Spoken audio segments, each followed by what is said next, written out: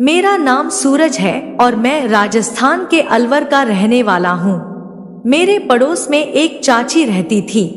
उनके घर पर हम सभी का आना जाना बहुत था। चाची एकदम खूबसूरत लगती थी।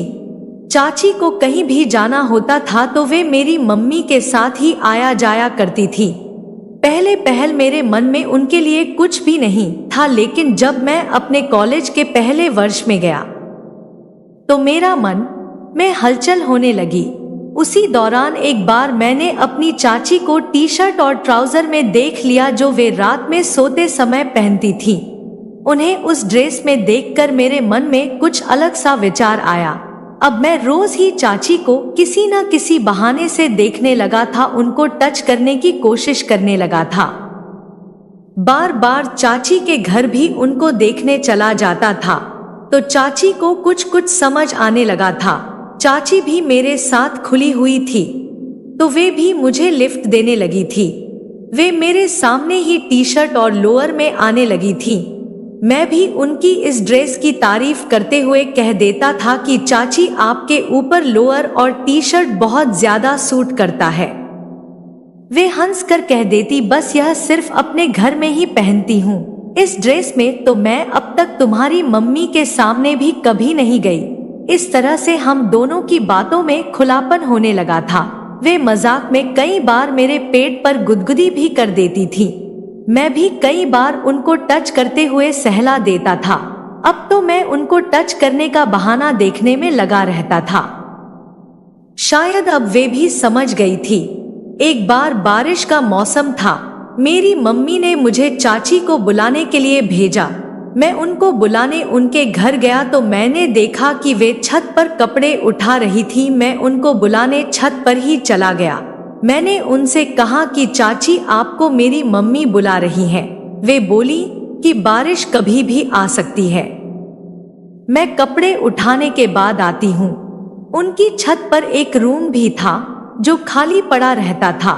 मैंने कहा, लाओ मैं आपकी मदद कर देता हूँ। मैं भी उनकी मदद करने लगा। मेरे हाथ में उनकी अंदर के कपड़े आ गई तो मैंने बिना कुछ बोले बाकी कपड़ों के साथ उसे भी उठा लिया। चाची अपने उन आधे सूखे हुए कपड़ों को उस रूम में सूखने डालने के लिए जाने लगी। मैं भी उनके पीछे पीछे चला गया।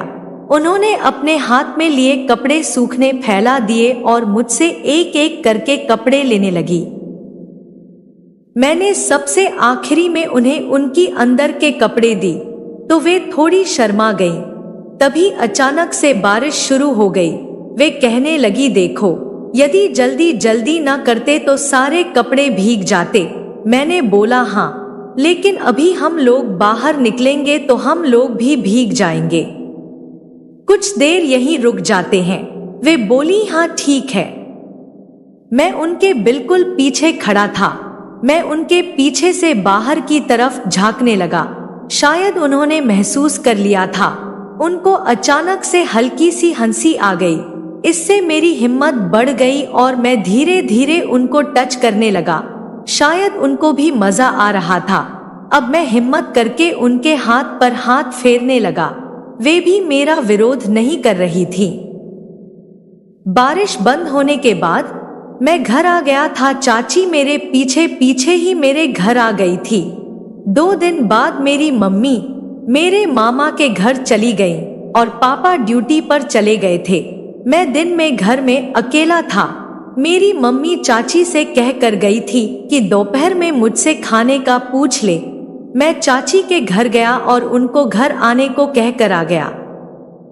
कुछ देर बाद वे आ गई। उनके घर आते ही मैंने उनको पीछे से पकड़ लिया। मैं उनको किस करने लगा।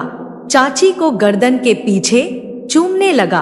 कुछ देर बाद मैंने उनको बिस्तर पर लेटाया, हंसी और बोली, सच में बहुत दिन से तेरे चाचा ने कबड्डी नहीं खेली है। वे भी पूरा मजा ले रही थी, मेरा पूरा साथ दे रही थी। करीब 25 मिनट तक हम दोनों के बीच खूब मैच चलता रहा।